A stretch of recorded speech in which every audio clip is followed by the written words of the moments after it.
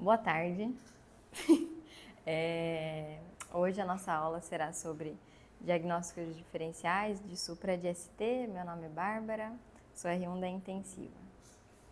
Que Deus nos ajude, vamos lá. Bom, primeiro começar definindo o que significa o supradesnivelamento de ST, né? A elevação do ponto J acima de 1 milímetro da linha base em duas derivações contíguas no elétron de 12 derivações. E aí a gente tem uma exceção para V2 e V3, de acordo com o sexo e com a idade. Para homens com menos de 40 anos, essa elevação tem que ser maior que 2,5 milímetros, e para maiores de 40 anos, 2 milímetros. E nas mulheres, maior que 1,5 milímetro, né? E daí outro 1 milímetro em qualquer outra derivação, certo? E aí aqui tá bonitinho a fotinho do elétron com as ondas, o P, Q, tudo ok pra gente memorizar para começar a ver os alterados. Bom, mais uma aqui pra gente ver o ponto J, então aqui seria ok, e aí a gente vai avaliando os diferentes tipos de supra, aqui no caso infra, né? E existem inúmeros diagnósticos diferenciais de supra de ST, como hipertrofia ventricular esquerda, bloqueio de ramo esquerdo, hipercalemia, repolarização precoce, miocardite, pericardite, aneurisma de ventrículo esquerdo, bloqueio de ramo direito e a síndrome de Brugada. Vou falar praticamente de todos aqui no decorrer da aula. Primeiro, a pericardite ou a miopericardite, né? É uma inflamação do pericárdio, então essa inflamação vai interromper o potencial de ação no epicárdio. E aí isso vai fazer um processo inflamatório difuso, e aí a gente vai conseguir ver essas lesões, só que sem uma correspondência do território coronário, né?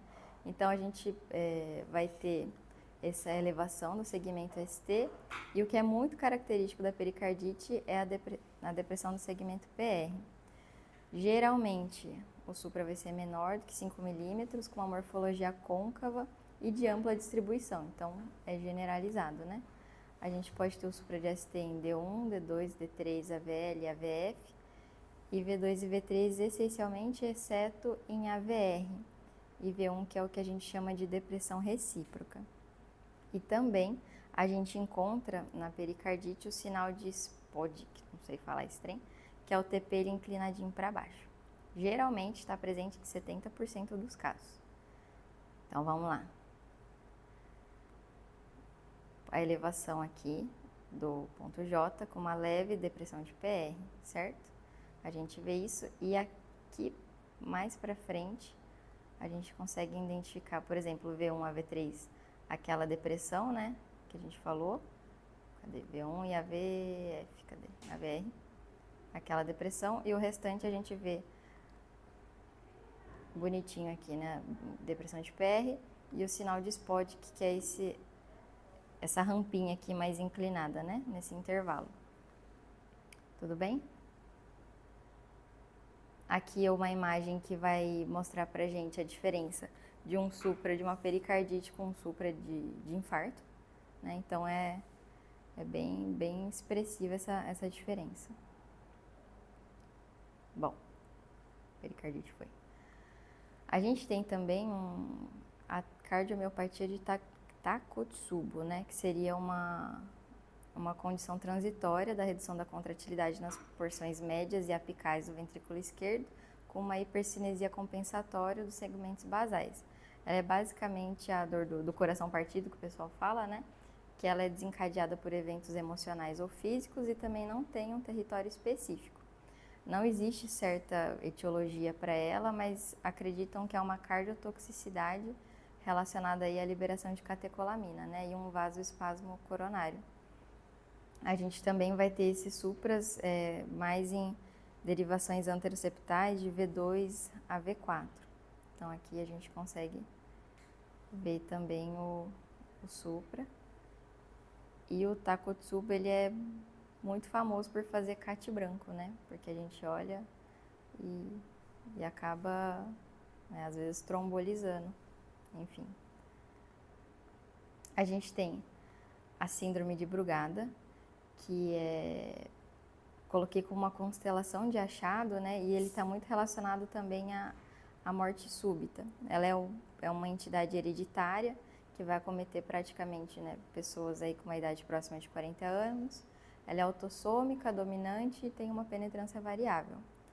Não tem uma fisiopatologia muito compreendida, né? Tem algumas teorias como distúrbio de condução da via de saída de VD, diferencial de potencial de ação entre epicárdio e endocárdio. E ela também pode ser precipitada por bloqueador de canal de cálcio, febre, distúrbio hidroeletrolítico e intoxicação por álcool ou cocaína, né? A Brugada, a gente tem alguns tipos, né? Tipo 1 e tipo 2. O padrão típico, que é o Brugada tipo 1, a gente tem essa elevação de 2 milímetros de ST em ascendente, convexo ou retilíneo em V1 e V2, seguido de uma onda T negativa.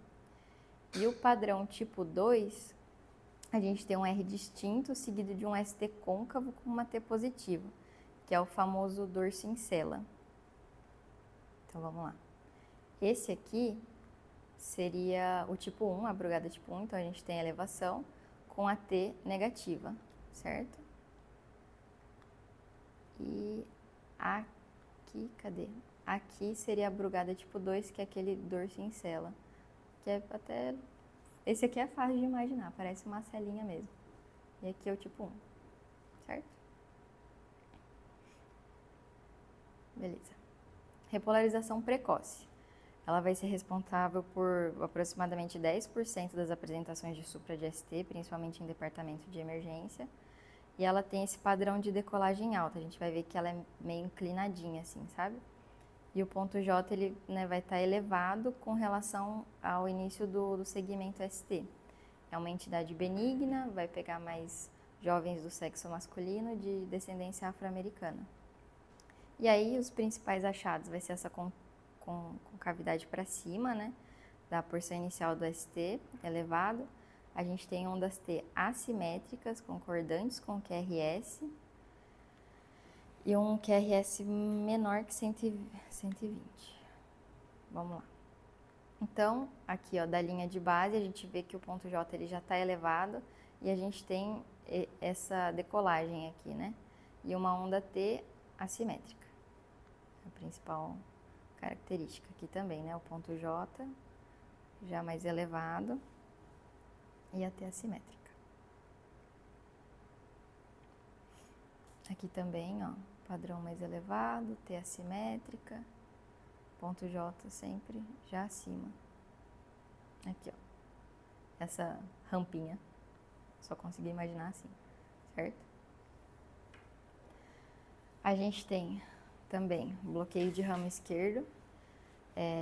Então, no bloqueio de ramo esquerdo, o que acontece, né? O ventrículo ele é despolarizado depois devido a um estímulo não conduzido no feixe de His.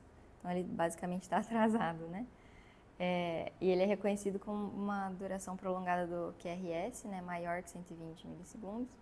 E tem um eixo no eletro geralmente desviado para a esquerda. A ativação tardia do epicárdio, ele inverte, né, a direção da repolarização, que causa esse padrão típico, né? Então, que é o QRS maior que 120, desvio de eixo, a onda S dominante em V1, V3, com supra de ST e onda positiva, a onda T positiva, e um R alto nas derivações laterais, né, com infra de ST discordante e uma inversão de onda T. E a gente tem a ausência de Q em D1, AVL e V6. E aí aqui a gente consegue ver, né, principalmente, então, discordante, né, o QRS com a onda T, eu tenho supra. Enfim, basicamente aí o eletro do bloqueio de ramo esquerdo. E aí é importante também, mais uma imagenzinha, né, discordante. Aqui, o QRS alargado. Aqui, ó, esse aqui. Então, beleza. Mais muitas imagens.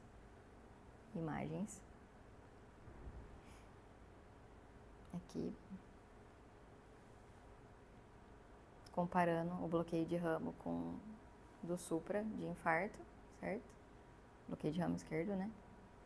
E aí trouxe pra gente aqui os critérios de Zaragoza, não sei falar, gente, que é importante a gente fazer no caso de um paciente com a gente suspeita de, né, de um infarto aí. Então, a gente tem esses critérios que a gente faz para poder ver se realmente teve um infarto ou não, certo? Deixa aí, depois a gente pega e vê bonitinho, combinado?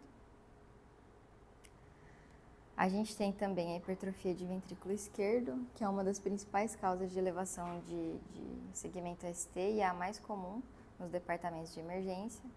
Então, é um paciente hipertenso crônico que o ventrículo ele vai sofrer esse remodelamento anatômico, né? E vai gerar um QRS com uma maior amplitude.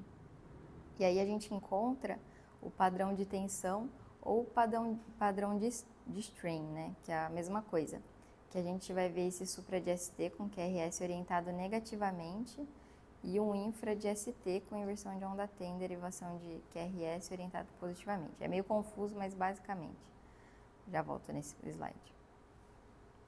A gente vai ter essa inversão, né? Um complexo QRS aqui mais positivo com a negativo, né? Então, positivo, negativo. Aqui tá negativo, vai ter um supra, certo? Aqui. Ó. Maior amplitude, orientado negativamente, a gente vai ter o supra. E assim vai. E ali atrás eu tinha deixado os critérios de Sokolov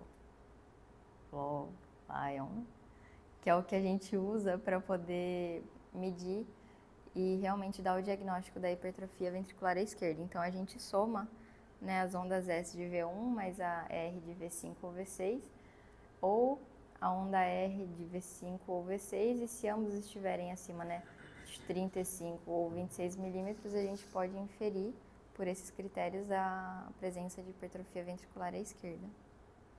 Que aqui não dá para contar bonitinho, né? Bom, a gente também tem a entidade que é o aneurisma de ventrículo esquerdo, que geralmente é uma complicação tardia, né? Que é definida como uma área de cinesia sistólica com abaulamento paradoxal relacionado à área localizada do miocárdio infartado. Então, e a gente pode ter essa elevação persistente do segmento ST após o infarto, relacionado, né, com a parede infartada devido à necrose transmural. Tá?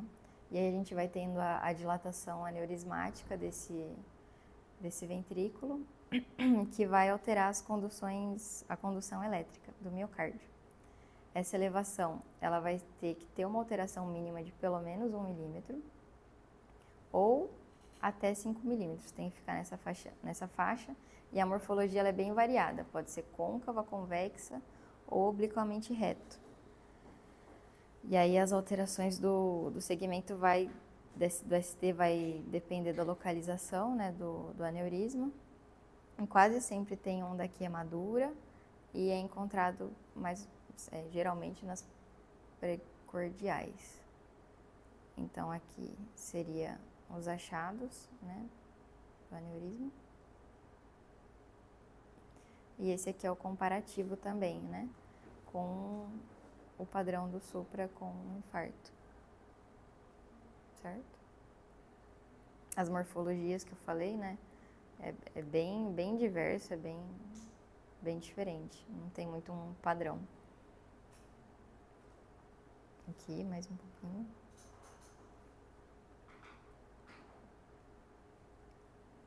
Mais umas imagens aqui.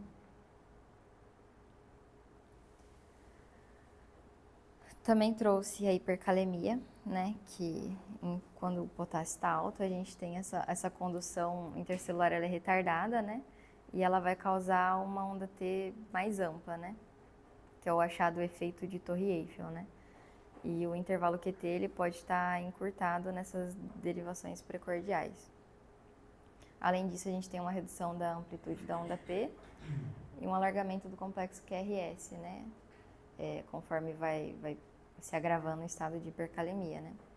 E em todos os casos em que a gente encontra uma onda T mais alta do que a onda R, a hipercalemia ela tem que ser descartada. Então aqui tá bem bonito esse eletro de hipercalemia, né? Dá pra imaginar a Torre Eiffel aqui. Aqui. Aqui a gente já consegue ver, já dá desespero, né? O alargamento de QRS. Enfim, e aí vai alterando. Outras causas também que podem fazer um supra-DST. Aumento de pressão intracraniana, né?